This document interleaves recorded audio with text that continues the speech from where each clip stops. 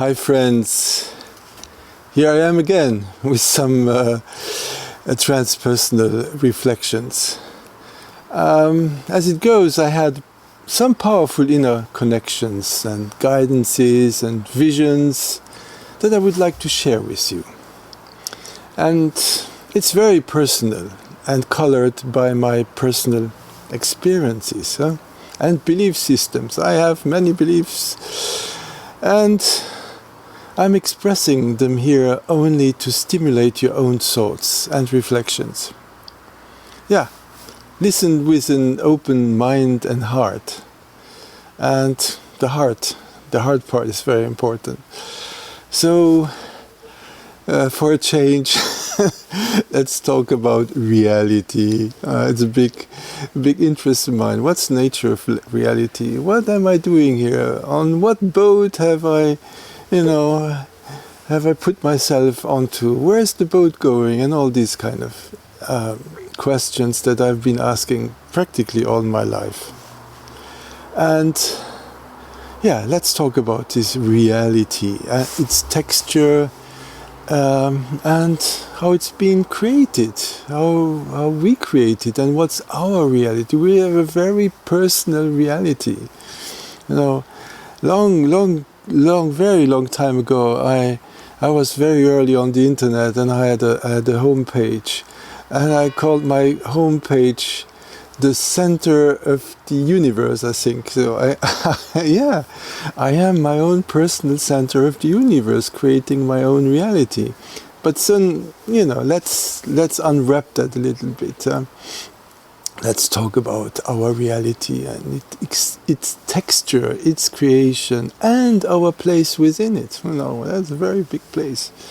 So our reality is really not static. It's not a static construct. It's not a machine or a simulation. No, it's actually a living, dynamic co-creation, formed by countless visible and invisible forces and beings. Practically more invisible than visible ones.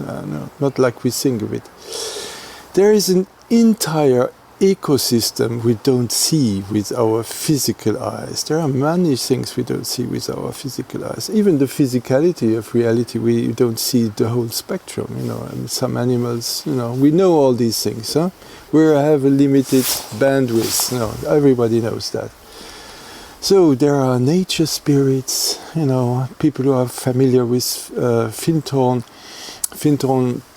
story.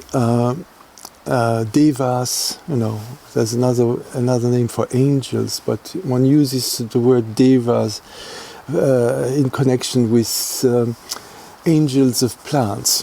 These beings that take care of the shape and the existence of a whole species of plants. They have a certain angelic force called the deva. And there are even big landscape devas, the whole, I'm here in the Saur Valley, and there's probably a very powerful landscape angels that is present, has its presence here, has its life here, that helps to shape. There are so many beings that help to shape and maintain the environment we live in, the seen and unseen environment. So they keep the world vibrant and alive for us to experience. Reality is not artificial. It's alive. It's nothing like a giant computer system. Everything is alive, even what we call, inert matter. If you really look at it, it's energy. Even this modern scientists say that, but they haven't pieced the whole thing together yet. So they still say, oh yeah, it's all vibration, it's all in movement, but you have never said it's alive and it's full of energies, it's connected.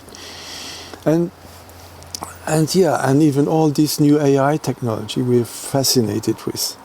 AI is a tool, very powerful, but ultimately lifeless, in some ways lifeless. I just said everything is life, so not even that is lifeless, but comparatively lifeless compared to the living texture of creation. So our beloved planet and the universe around us form an amazing creation field. A creation field, that's an energy field. We talk about fields. That's a very important concept. The stars beyond our sun are not rendered, like in games, this expression rendered. It's like you only see where the character goes in. When he turns around, that part of the room is being rendered, it's being made visible. And when you look on the other side, that what was just being rendered is not rendered anymore. If you look up, the sky is rendered. If you look down, the earth is rendered. But otherwise, it's not there. Some people, our universe work like that. But there's a guy who wrote a whole collection of books called My Big Toe. And the toe standing for theory of everything, It's very interesting. If you come across that, have a look, listen, but I'm not really convinced. The stars are real, It's not like a video game. Everything is real. The universe is truly vast. So vast our minds can't. It's really difficult to grasp. Even our solar system is huge. And our solar system is one in billions of stars in our galaxy. And apparently there are billions of galaxies. So how can we wrap our minds around this kind of vastness? But, actually we are connected to everything, as amazing as it sounds. So I have the intimate conviction that beyond our planet, there are, in our galaxies, of course, there are civilizations and consciousnesses and sentient beings, and if you are familiar to some YouTube series, the YouTube and the internet is full of information about the Sirians and the Arcturians, the Pleiadians, and people say our Earth is connected resonantly. There's not just physicality, there's resonance, and there's a resonance between our Earth and the Sirius system. So, an energetic connection, an energetic resonance. There are so many things we don't know, and so many things we actually don't know that we don't know. That's the next level of not knowing. So, science focuses on the physical layer, because even that alone takes lifetimes to explore. So, it's quite overwhelming. But there's so much more. We humans, we humans are very powerful cosmic beings. We co-create, literally we co-create reality. At the very least, we shape it with our consciousness. If you took it on a very simple psychological level, you can see and understand that on which you focus, you will see more of it. So, actually, even on a very plain level, we create our reality. So every belief, every expectation and unconscious program inside us influences what we experience. So many of these programs that make out, what we could call our operating system, our operating ego, our so-called small self. Because there is a big self also, but you probably know about it, and we can talk another time about that. Everything making out this small self, the so-called operational ego, they were picked up or installed over a whole lifetime. When we identify with these, beliefs, these programs, these experiences, these hurts, these traumas, these joys, these desires, everything. When we identify with them completely, we lose our freedom and act like, like an automaton, like an android, or like an AI in some ways, The famous teacher, Gurdjieff, that many of you know, you know, he had a very harsh description for these people that are unconscious. He called them food for the moon, you know, food for the moon, whatever that means. But when we begin to see the gap between our true self and these stories, we start to free ourselves. When we realize, when we suddenly disidentify, we become aware of all these stories, these all the stuff we are afraid of, that we desire, that we the habits we have. These are just, you know, programs. There's nothing else. It's algorithms. You know, nowadays we could say it's like a trained AI on certain things. So it takes will and effort and awareness, like pulling ourselves out of quicksands, you know. But it's possible. So we are here on an adventure, and part of this human adventure, this human journey, is forgetting. That was part of the contract. Like I said in another video, you know, if we had known before, if we had every solution to every problem and we would know the place of every treasure, it would be quite boring, and we wouldn't spend lifetime after lifetime coming back to this place here, which we actually have done, you know, and that's also part of becoming aware of who you really are. Is, you know, realizing that, you know, this life that you're living most probably has not been the only one. So we agreed to come here without a user manual. It wouldn't be so easy, you know, user manual, but that's okay. So we could have, you know, we have no user manual, you know, that's, we have to find out how things work ourselves, you know. Think about when we were children, you know, we had to learn everything from scratch, everything, really everything. Yeah. The irony is that we still hold the same, we still are the powerful beings that agreed to come here, you know. Nothing, we actually are these beings. That's also something I wanted to say in this video. That's a very powerful message I want to convey. We actually still are these powerful beings, you know, but completely forgot it, and it's completely hidden from our awareness, completely hidden. So we really have to unweave, you know. It's like when you have a woven tapestry, it's like so dense and so many patterns, and if you want to unweave it takes quite a lot of work. So, but beyond this tapestry, this weaving, we are amazingly powerful beings. We are creators of universes. So, but here we are in this bodies, is human flesh and blood, and in this reality, and somehow with the same power, you know. Luckily we it's probably a bit we don't have access to the full power, but we actually use you know, the essence of that power, and with that power we create conflict, we create suffering, or we can also create miracles. So the journey is to remember who we are and reclaim our true nature, our identity,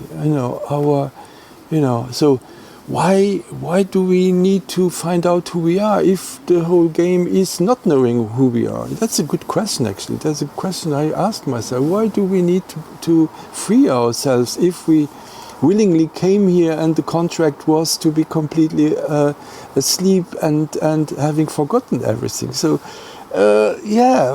in some ways it doesn't make sense, but I think the thing is being here and having some kind of inkling of who we really are, what our true nature is, having access to other dimensions, being able to connect to beings that are on a much higher level of consciousness.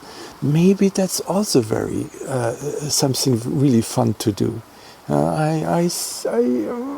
yeah, I would like to do that actually.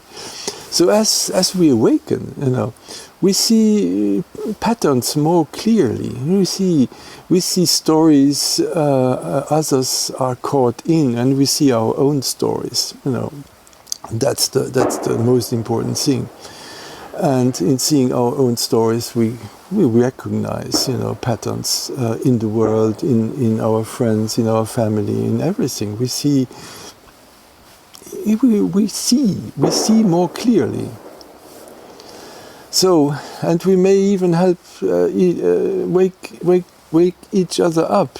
That's why it's so nice to be in a group and to support each other in this work of consciousness. There's some banging going around it. I don't know what that means. But if you hear that, I don't know. It's not that. Nothing bad is happening. It's like booms. Even, thinking about the dark, even in the darkest pits where there are real booms, like in Ukraine, where poor people, get, or some other places in the world,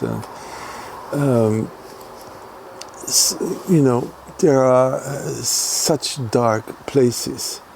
But, these are the same people, I don't know how real everybody is. Some people say that not everybody is like a real person, like like I described this awakened being. Some is a bit like, could be, I'm not saying it is like that, could be like stand-ins, like in a movie, you have a big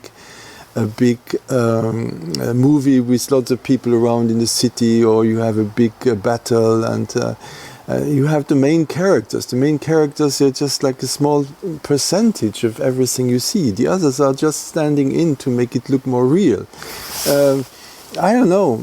Maybe, hopefully, people in the wars are stand-ins, and there are not,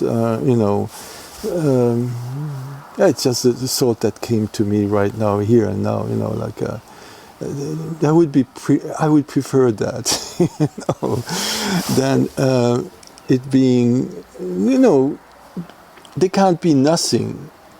But maybe there are beings that serve and that are willingly doing that, and that maybe there's no real suffering. So that's just a thought that occurred to me right now. So I don't know what to do with that, but I'm leaving it in the video now.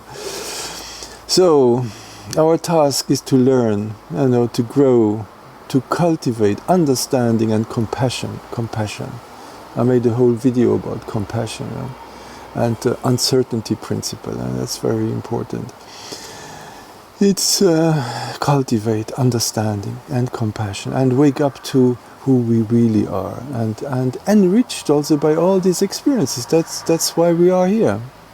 To again, we could ask, if we're so powerful, why come here at all? Yeah, good question. A question I ask myself a lot, because there are many people, I don't have that insight myself. I can't say it out of my own experiences, but many teachers and people I really trust say that it's only here in this really dense reality that we get real first-hand experiences. And no, these experiences matter. They shape us, not just our personality here, but beyond what we really are. The spirit part of us, the soul part of us, the oversoul or monad, however you call it. These high beings. It's not they. We are these beings. We, on that level, we have real benefit from all these very often crappy experiences we have here, and also wonderful experiences we have here. So let's wake up to our power. Let's experiment with it. Let's believe in miracles. Findhorn, they had some stickers, this Findhorn community in the north of Scotland, with which I am very much connected. had some kind of cards said expect a miracle. Yeah, let's expect miracles. So as we experiment and expect miracles, we might see miracles happen, and very often we do. There's so much magic in our lives, so much synchronicity, so many things happen that they could never happen if there were not this kind of magic, this kind of intelligence of life making things happen. And we actually live exactly the life we need. There are people also saying that we planned our lives. We came here, and not every detail, but the big lines. The big encounters, important people in our lives, and the dramas, the joys, and where we are, the culture we are identified with. That was, kind of planned. It's difficult to really wrap your head around it, but on some level it makes sense when you look how your life unfolds and how things work out in ways that are nearly impossible, and they happen anyway. So familiarize yourself with all these thoughts if you are not already familiarized, because you watching these videos from the MTK channel, I'm very sure I haven't told you that many new things right now, but I just talk to like that and stimulate my own thoughts and stimulate your own thoughts, and be part of the next stage of life, of awakened life and awakened Earth. There's also lots of talk that we are in a huge planetary transformation, and we can see that. We can also see that the way things are going, have gone in the last decades, don't think they can go on forever like that. So there's change coming, and so many good things are happening. They are not on mainstream news, but if you look at other news channels, there's so much good happening, and let's be part of it. Let's awaken to our to the next chapter of our lives. Okay, thank you very much.